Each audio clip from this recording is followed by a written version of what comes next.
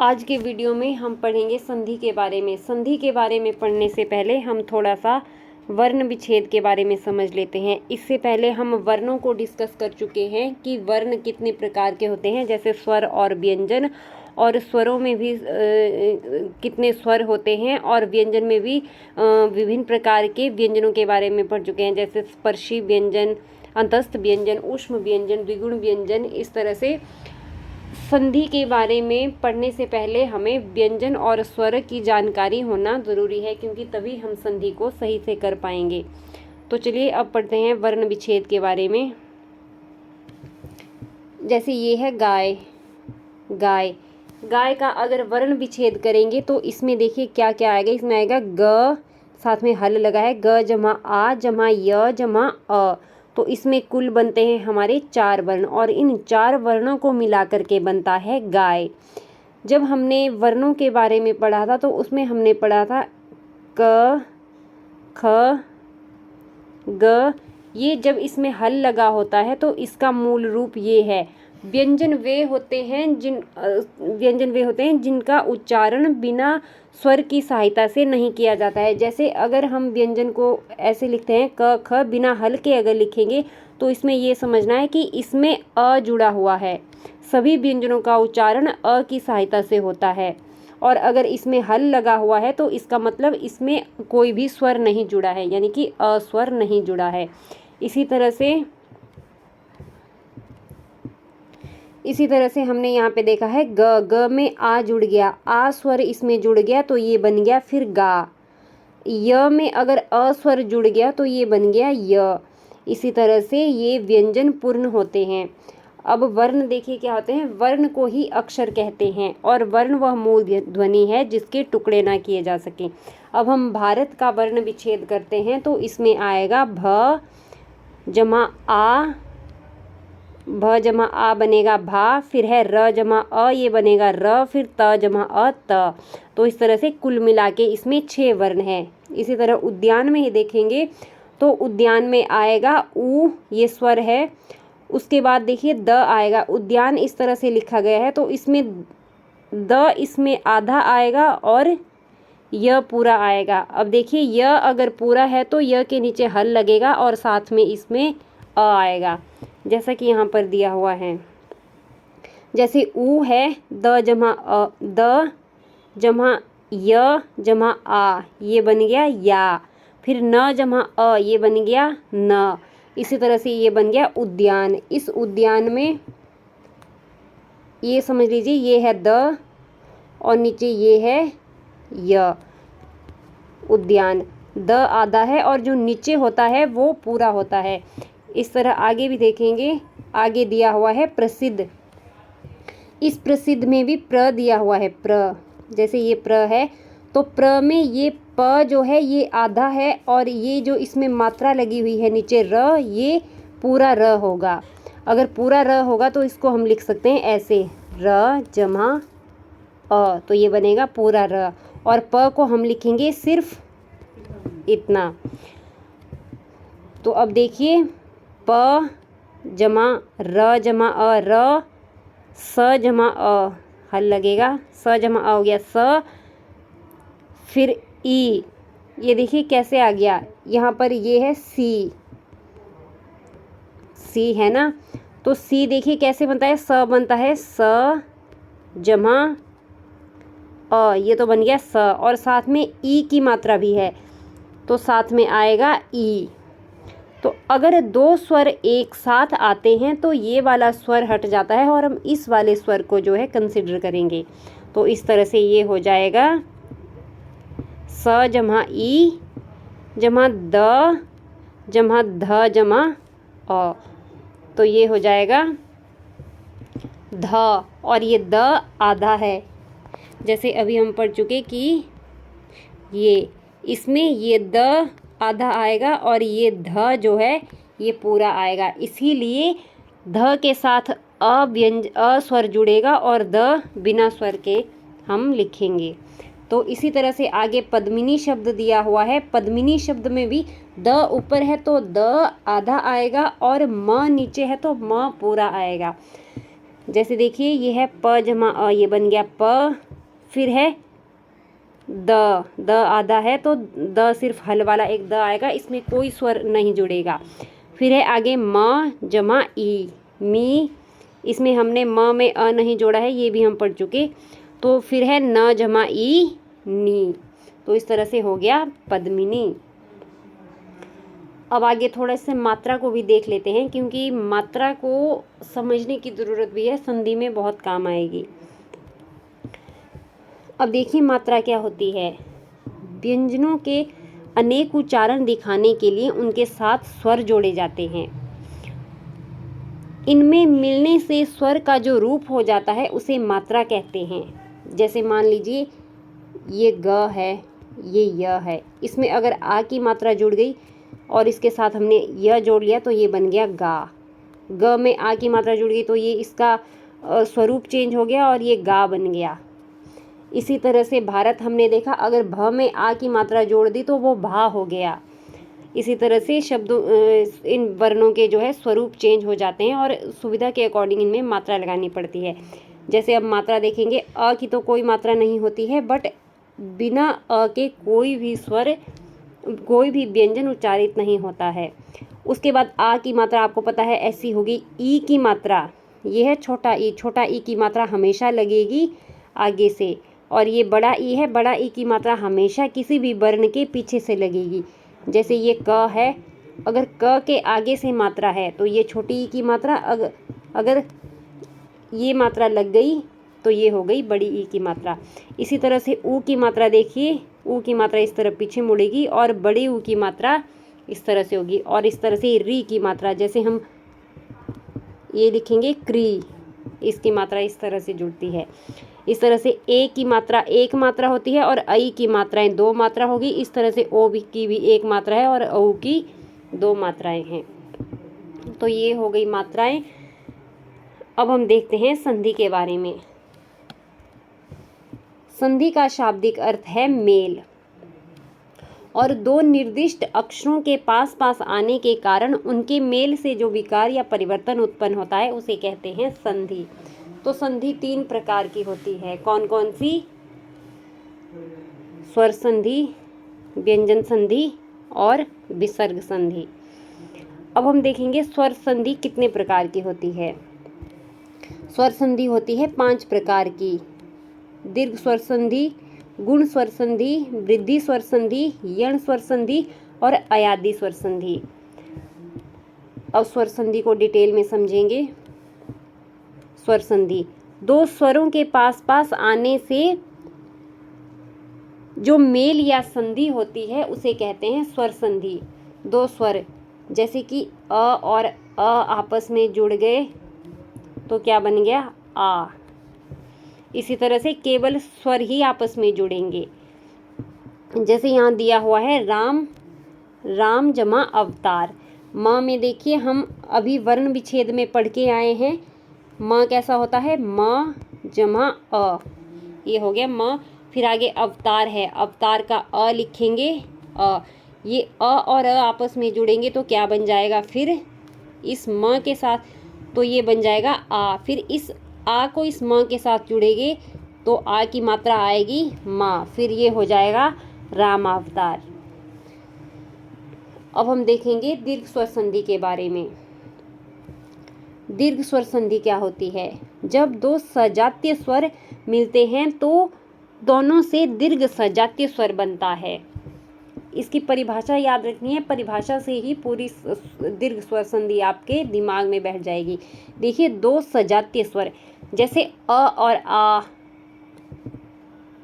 अ और आ और आ, मतलब ये एक जाति के स्वर है। अगर ई की बात करेंगे, छोटी ई और बड़ी की, ये अलग जाति है बट ये भी एक ही जाति के हैं। छोटी ई और बड़ी ई सेम जाति, फिर छोटा ऊ और बड़ा ऊ ये भी सेम जाति के हैं, मगर अगर इनके साथ मिलान करके देखेंगे तो ये अलग अलग जाति के स्वर हुए।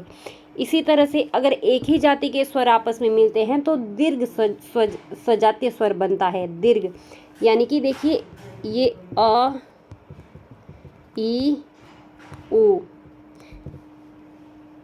ये आएगा छोटा ऊ, अ ई ऊ, ये है ह्रस्व लघु। मगर जब दीर्घ की बात करेंगे तो आएगा आ, ई और उ, ये बनेंगे। जब भी सजातीय स्वर का मेल होगा, अ के साथ अगर अ मिलेगा या आ मिलेगा या पहले आ होगा फिर बाद में अ होगा तो आ ही बनेगा।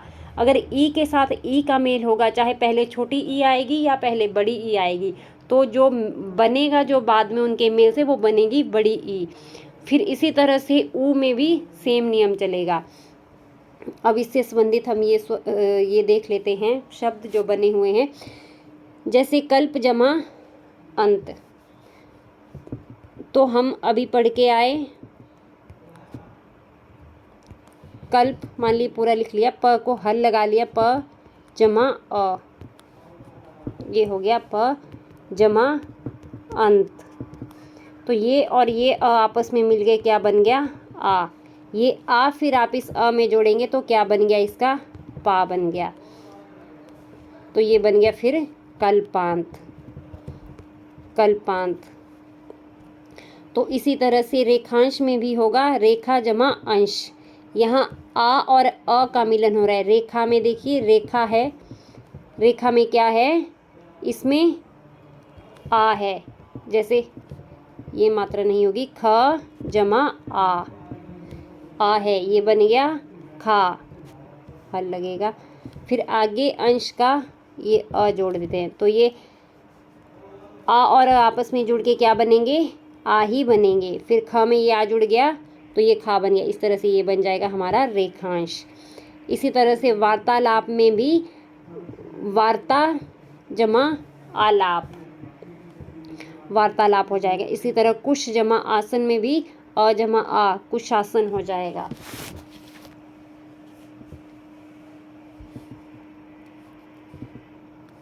इसी तरह से ई में देखिए, गिरी जमा इंद्र, गिरिंद्र। री में अगर देखेंगे तो ये है र जमा छोटी ई की मात्रा लगी है और साथ में है आगे इंद्र, ये बड़ी ई। दोनों के मेल से क्या बन गई, बड़ी ई। बड़ी ई जब इस र में जुड़ जाएगी तो ये बन जाएगा री, ये वाला री। तो इस तरह से ये बन जाएगा गिरिंद्र। ये छोटी ई की मात्रा हट जाएगी और ये हो जाएगी बड़ी ई की मात्रा। इस तरह कपि जमा ईश्वर में भी, कपीश्वर में देखिए, कपि में आपके छोटी प में छोटी ई की मात्रा लगी है, तो ये जब आगे जाएगी तो ये बड़ी ई की मात्रा में कन्वर्ट हो जाएगी, तो ये बन जाएगी हमारी कपीश्वर, बड़ी ई की मात्रा। इसी तरह से जानकी जमा ईश में जानकीश हो जाएगा और मही जमा इंद्र में महेंद्र हो जाएगा। इसी तरह ऊ का रूल भी है कि भानु जमा उदय। देखिए ये न है जमा भा जमा न जमा ऊ, उसके बाद है उदय। तो ऊ और ऊ आपस में मिल गया तो ये बन गया हमारा बड़ा ऊ। तो बड़ा ऊ की मात्रा हमने अभी पढ़ी थी, कैसी होती है, ऐसी। तो इस नू के साथ अगर ये मात्रा जुड़ गई तो ये क्या हो जाएगा, इस तरह का। तो पहले हमारा भानुदय है ऐसा, जब मात्रा जुड़ गई तो ये हो जाएगा इस तरह का, ये। तो अब आएगा ये भानुदय। इसी तरह लघु जमा उर्मी में भी ये घ की मात्रा यहाँ पर चेंज हो जाएगी, ये बन जाएगी बड़े ऊ की मात्रा, इस तरह लघुर्मी हो जाएगी। इसी तरह भू जमा उर्द में भी ये भुर्द हो जाएगा। इसी तरह बधु जमा उत्सव में बधुत्सव हो जाएगा। यहाँ मात्राएं बड़े ऊ की ही लगेगी, यहाँ भी बड़े ऊ की है तो बड़े ऊ के साथ बड़ा ऊ मिल गया तो भी बड़े ऊ की मात्रा, और बड़े ऊ के साथ छोटा ऊ मिल गया तो भी बड़े ऊ की मात्रा। ये ध्यान रखना है, हमेशा ये दीर्घ सजातीय स्वर बनेंगे। तो अब देखते हैं गुण संधि के बारे में। गुण संधि का नियम क्या है, अ आ के आगे ई रहे तो ए बनेगा, अगर उ रहे तो ओ बनेगा, और अगर री रहे तो अर बनेगा। और अब देखिए अ के आगे यहाँ ई दिया हुआ है तो क्या बन रहा है, ए बन रहा है। कैसे, जैसे देव जमा इंद्र, यहाँ पर व दिया हुआ है, व का रूल हमें पता है, ये है व जमा अ, और साथ में इंद्र दिया हुआ है तो जमा ई, तो ये क्या बन जाएगा हमारा, ये मात्रा नहीं लगी, ये ए बन जाएगा, छोटा ए। तो छोटा ए बनेगा, अगर व के साथ ये जुड़ जाएगा तो इसकी मात्रा हो जाएगी ये वे, तो ये हो जाएगा हमारा देवेंद्र। इसी तरह सुर जमा ईश, अ के आगे ई जुड़ गया तो क्या बन गया, ये भी ए ही बनेगा और ये बन जाएगा सुरेश। इसी तरह महा जमा इंद्र, आ के आगे ई जुड़ जाएगा तो बन जाएगा महेंद्र, एक मात्र। इसी तरह रमा जमा ईश में भी इसी तरह से रमेश बनेगा। और आगे देखिए अ में अगर अ में अगर ऊ जुड़ जाएगा, ऊ रहेगा तो ये ओ बन जाएगा। देखिए चंद्र जमा उदय, ये बन जाएगा चंद्रोदय। इसी तरह समुद्र जमा उर्मी, ये हो जाएगा समुद्रोमी। इसी तरह महाजमा उत्सव हो जाएगा महोत्सव, और महाजमा उरु हो जाएगा महोरु। एक बार मैं ये लास्ट वाला बता देती हूँ। देखिए महा है, ये मात्रा बाद में हटाएंगे, ये है ह जमा आ, ये बन गया हा, ये जो महा है। आगे है फिर उरु दिया हुआ, उरु दिया हुआ है। तो ये ऊ जब इस आ के साथ मिलेगा तो ये क्या बनेगा, यहाँ रूल है देखिए, ये बन जाएगा ओ। अगर ये ओ बनेगा और ये ओ की मात्रा जब इस ह के साथ मिलेगी तो ये ह हो जाएगा हमारा हो। इसी तरह से ये हो जाएगा महोरु। अब री का देखते हैं। अ के साथ अगर री जुड़ गया तो अर बन जाएगा। जैसे सप्त जमा ऋषि है, त जमा अ जमा री, अ और री मिलके हो जाते हैं अर हो जाते हैं। अब देखिए सप्तऋषि कैसे बनता है। त के साथ ये जुड़ गया अ तो ये हो गया त। अगर हम लिखेंगे तो, अगर इस रूल में लिखेंगे तो हम लिखेंगे सप्त इस तरह से, बस ये र की मात्रा जो है इसको हम ऊपर चढ़ाते हैं इसके ऊपर, इसलिए यहाँ से ये हट जाती है। इस तरह से ये हो जाता है सप्तर्षि। इस र का उच्चारण जो है इस शी से पहले होता है, इस तरह से ये बन जाता है सप्तर्षि। इसी तरह से महर्षि का मेल भी आ और अ भी आपस में अर ही हो जाते हैं, इसलिए ये महर्षि हो जाएगा, महर्षि नहीं होगा। कई बार देखो हमें एग्जाम में क्या करते हैं, महाजमा ऋषि दिया हुआ है तो ये हो जाएगा महर्षि, ये गलत होगा, ये नहीं है। आ और री का मेल भी अर ही बनता है, और अगर आर बनता, अगर रूल में होता आ और री आर तो ये होता महर्षि, ये महर्षि नहीं होगा, ये महर्षि ही रहेगा। तो आगे देखते हैं वृद्धि संधि के बारे में। वृद्धि संधि का नियम है अ और आ के आगे अगर ए ऐ हो तो ऐ बनेगा, ओ औ हो तो औ बनेगा। पीछे था इसमें क्या बन रहा था हमारे, अ और आगे इ उ हो तो ये छोटा ए और छोटा ये बन जाएगा। इसी तरह से उ तक तो यहाँ हो गया। अब उ के बाद क्या आता है, री आता है, री भी पीछे आ गया तो अ और आ में अब ए ऐ बनेगा तो ये बड़ा ए बच गया था, और ओ औ लगेगा तो बड़ा ओ। इस तरह से इससे क्या बनेगा, अ और ए आपस में मिल गए, हमें पता है ये बड़ा ए बन जाएगा। तो जैसे 1 जमा 1 है, एक में है ए जमा क जमा अ जमा ए, अ जमा ए आपस में मिल गए तो क्या बन गया, बड़े वाला ए। बड़े वाले ए की मात्रा हमें पता है कैसी होती है, ऐसी।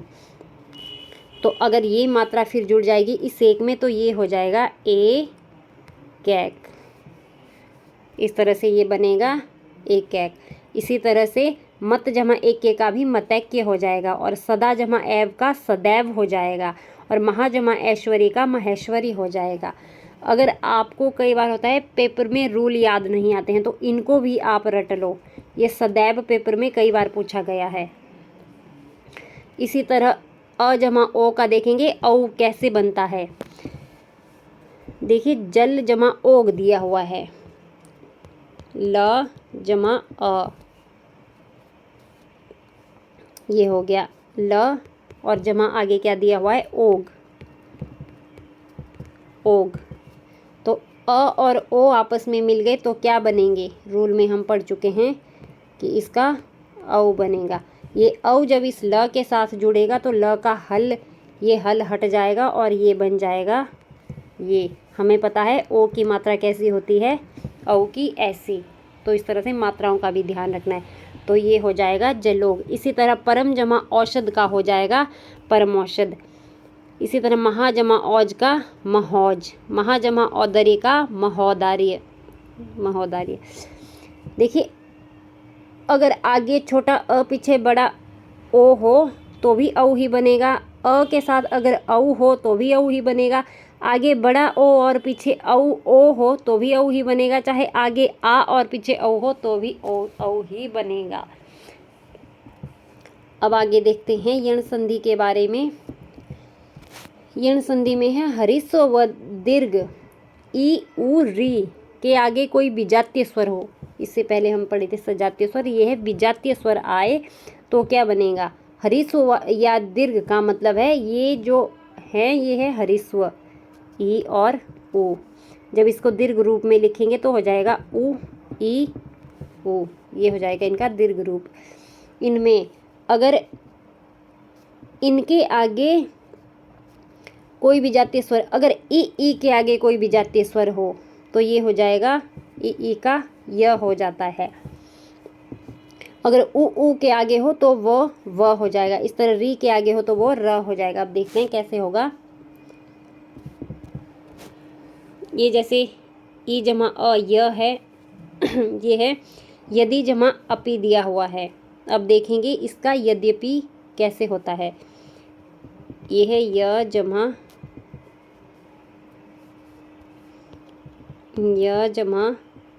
द जमा ई, द जमा ई और साथ में है अपी।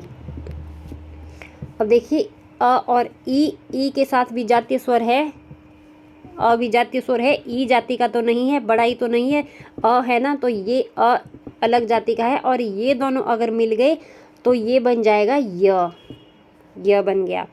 तो अगर य बन गया, ये द तो आधा ही है क्योंकि आगे वाला स्वर तो इसके साथ मिलके य बना दिया, तो इस तरह से ये हो जाएगा। इस तरह से इस द को इस तरह से लिखते हैं और य इसके नीचे ऐसे लिखा जाता है, इस तरह से ये हो जाता है यद्यपि, फिर आगे ऐसा ही इस तरह से। फिर है इति जमा आदि। इति जमा आदि में भी देखो त जमा ई, यही वाला ई आएगा, जमा आदि। ई और आ, ये भी ई के साथ विजातीय स्वर जुड़ गया तो ये बन जाएगा हमारा या। आ में मात्रा है तो ये भी य से या हो जाएगा। इस तरह ये या अगर इस त के साथ जुड़ेगा, त तो आधा ही रहेगा, आ के साथ जुड़ जाएगा तो ये हो जाएगा ई आधा त या दी। इसी तरह से सेम प्रत्युत्तर बनेगा। प्रति जमा उत्तर प्रत्युत्तर, नी जमा उन न्यून, प्रति जमा एक प्रत्येक।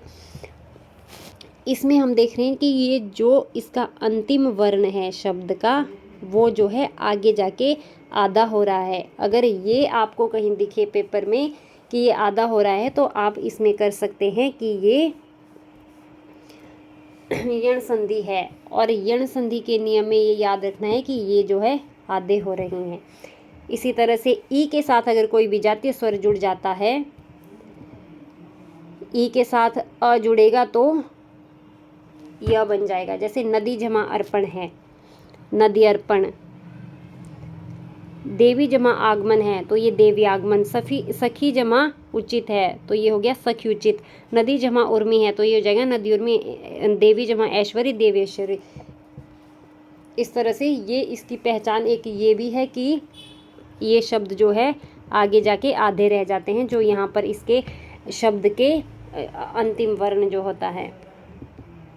इसी तरह उ को देखिए, ऊ के साथ विजातीय स्वर अ जुड़ा है तो ऊ का व हो जाएगा। अगर ऊ के साथ कोई भी विजातीय स्वर अगर ई जुड़ गया तो व का क्या हो जाएगा, वी हो जाएगा, ये इसकी मात्रा ले लेगा। अगर ऊ के साथ ए उड़ जाएगा तो होगा तो व ही, बट व मात्रा लेगा इस ए की। इसी तरह से देखिए मनु जमा अंतर का हो जाएगा मनवंतर, सु जमा आगत का हो जाएगा स्वागत, और अनु जमा इत का हो जाएगा अन्वित, और अनु जमा एषण का हो जाएगा अन्वेषण।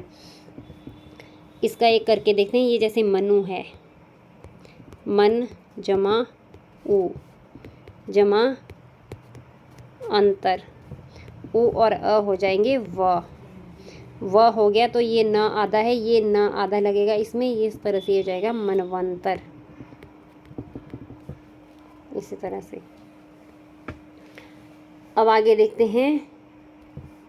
री और अ का मेल हो जाता है र, जैसे यहाँ है पितृ जमा अनुमति तो ये हो जाएगा पितृनुमति। फिर है री जमा आ का हो जाएगा रा, जैसे मातृ जमा आनंद का हो जाएगा मात्रानंद। ये कैसे बनेगा, तो जैसे री जमा अ का र हो जाता है। अगर पितृ जमा अनुमति का हम देखेंगे विच्छेद करके एक बार वर्ण विच्छेद, तो ये है प जमा ई जमा त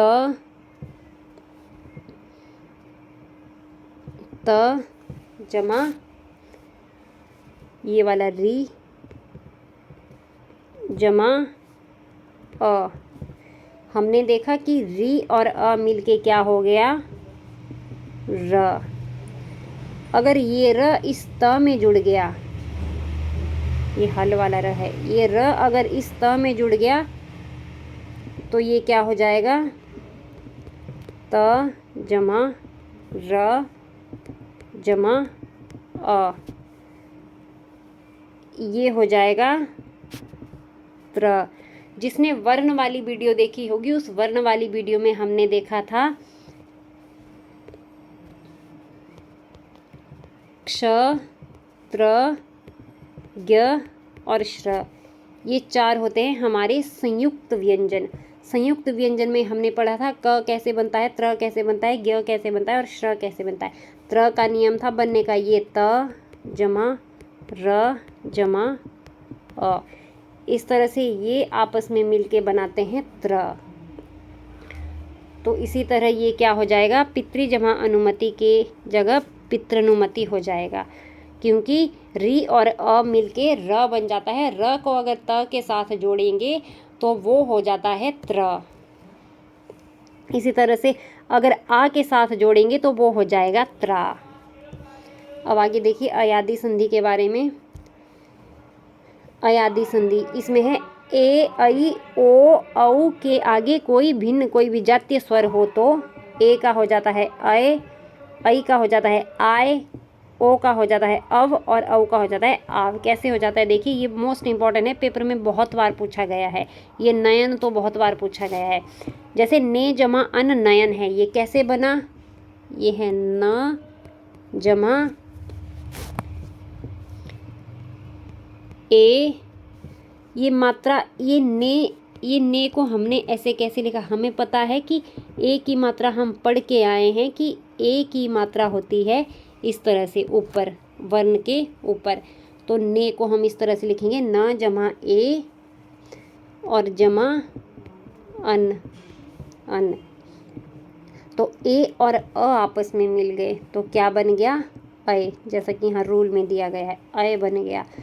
तो अगर इसको लिखेंगे तो इस न के साथ अगर ये अय जुड़ गया तो ये हो जाएगा नयन।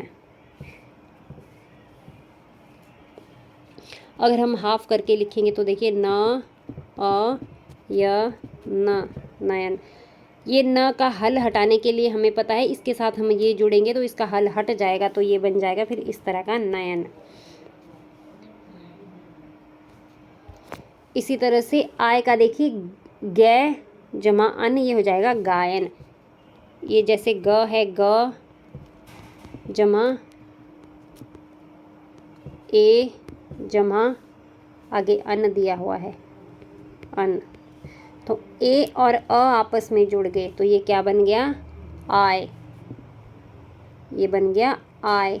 इस आय को अगर इसके साथ जोड़ेंगे तो, अगर इसके साथ जोड़ेंगे तो ये हो जाएगा ग आ य न। अगर ये आ, इसको ग के साथ अगर जोड़ेंगे तो हल हट जाएगा, हल हट जाएगा तो ये बन जाएगा फिर गायन। बस यही तरीका है इसका भी। गौ जमा ईश को भी इसी तरीके से लिखेंगे, गौ जमा ईश को, तो इसका गवीश हो जाएगा और नौ जमा इक का नाविक हो जाएगा। अब हम एक समरी बना लेते हैं, एक समरी समझ लेते हैं कि किस तरह से ये स्वर बनते हैं। हमने संधि स्वर के बारे में पढ़ा। संधि स्वर में आती है 3 तरह की, स्वर संधि, व्यंजन संधि, और संधि के बारे में आती है 3 तरह की संधियाँ। इसके 3 भेद हैं, स्वर संधि, व्यंजन संधि और विसर्ग संधि। आज हमने पढ़ा स्वर संधि के बारे में। तो स्वर संधि के 5 भेद होते हैं, वो कौन कौन से होते हैं?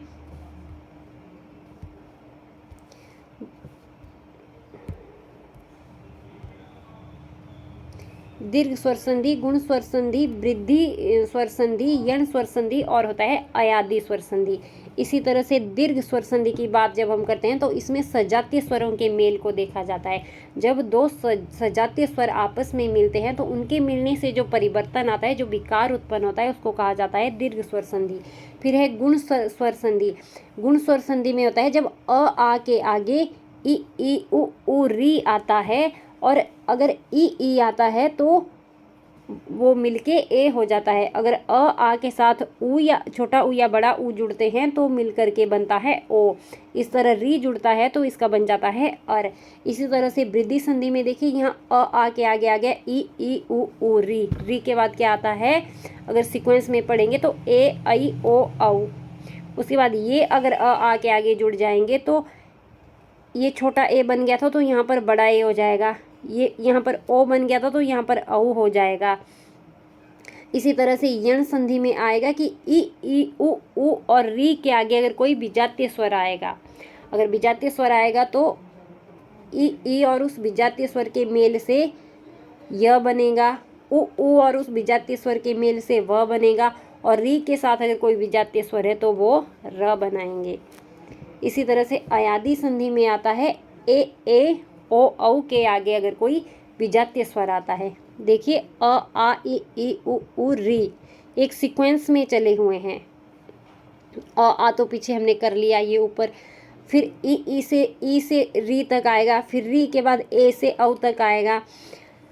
इस तरह से आपने इसको सीक्वेंस में याद रखना है। अगर आप सीक्वेंस में याद रखेंगे तो फिर आपको चीज़ें आसानी से याद हो जाएगी। फिर इसमें होता है अगर ए आई के आगे कोई विजातीय स्वर है तो ए के साथ उस विजातीय स्वर का मेल हो जाएगा तो वो बन जाएगा अय। अगर ए के साथ आई के साथ किसी विजातीय स्वर का मेल हो जाएगा तो वो बन जाएगा आय। इसी तरह ओ के साथ अगर कोई विजातीय स्वर आएगा, ओ के साथ मान लीजिए अ आ गया या ओ के साथ ई आ गया तो वो बन जाएगा अव। इसी तरह से औ के साथ अगर कोई विजातीय स्वर आएगा तो वो बन जाएगा आव। तो ये था आज का वीडियो। अगर आपको वीडियो अच्छा लगा है तो वीडियो को शेयर करें और चैनल को सब्सक्राइब कर दें। बाकी हम नेक्स्ट वीडियो में पढ़ेंगे, वरना ये वीडियो बहुत लंबी हो जाएगी। धन्यवाद।